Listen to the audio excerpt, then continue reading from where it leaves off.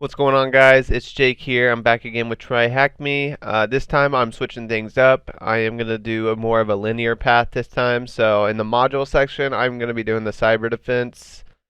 And then I'm basically just going to be going through all these modules in linear order. So I'll just be going down all of them. I've already started this one. I've done them. It's probably been at least 6 months since I've done these. In this first video, I'm still going to be doing the introductory networking. I'm going to skip the tutorial. And we're going to go straight into this one, and then the next video should be this one, and then so on. Okay, task number one, it doesn't tell you much. It just says what it's going to cover, the OSI model, and then some protocols. So we'll move on to task number two. Okay, so after reading everything in task number two, everything about the layers in the OSI model, the first question is which layer would choose to send data over TCP or UDP?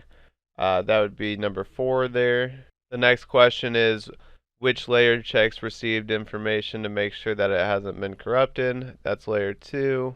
In which layer would data be formatted in preparation for transmission? That is the second layer. Which layer transmits and receives data? Number 1. Which layer encrypts, compresses, or otherwise transforms the initial data to give it a standardized format? That's number 6.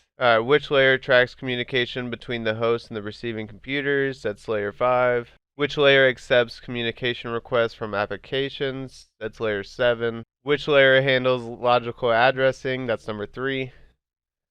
When sending data over TCP, what would you call the bite-sized pieces of data? Segments. Research question, which layer would the FTP protocol communicate with? That's layer 7. Which transport layer protocol would be best suited to transmit a live video? That's UDP. And that's the last question for task number 2. Okay, after reading about task number 3, encapsulation, the first question is how would you refer to data at layer 2 of the encapsulation process? The answer is frames. Next question is how would you refer to data at layer 4 of the encapsulation process if the UDP protocol has been selected? That one should be datagrams or datagrams. What process would a computer perform on a received message? De-encapsulation. Which is the only layer of the OSI model to add a trailer during encapsulation? Should be the data link or data link. Does encapsulation provide an extra layer of security? The answer is A. Okay, in task number 4, which model was introduced first, OSI or TCP/IP? The answer is TCP/IP. Which layer of the TCP/IP model covers the functionality of the transport layer of the OSI model?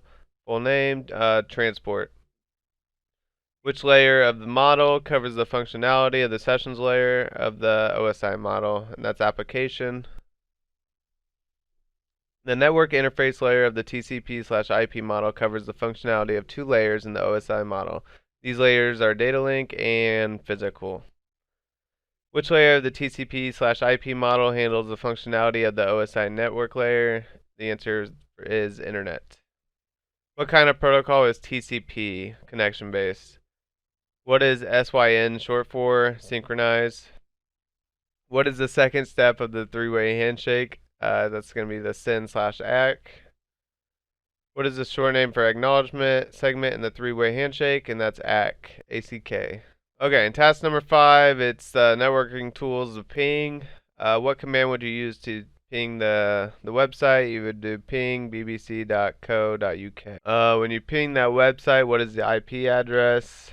This is the IP address right there. What switch lets you change the interval of the sent ping requests? That's going to be -I. What switch would allow you to restrict requests for IPv4? That's -4. And what switch would give you a verbose output? That's -V. Alright, task number 6, the traceroute command. So when you use traceroute and TryHackMe, can you see the path your request has taken? That one doesn't really require an answer. What switch would you use to specify an interface when using traceroute? That's -I, -I. What switch would you use if you wanted to use the TCP SYN request when tracing the route? -T. In which layer of the TCP/IP model will traceroute run on by default? Windows. The answer for that is Internet. Alright, task number 7, it's going to be using the whois command. The first one doesn't require an answer. The second one, what is the registrant postal code for Facebook.com? It's 94025. When was the Facebook.com domain first registered? It's 29 dash or backslash 03 backslash 1997. The next question, it doesn't require an answer. Which city is the registrant based in?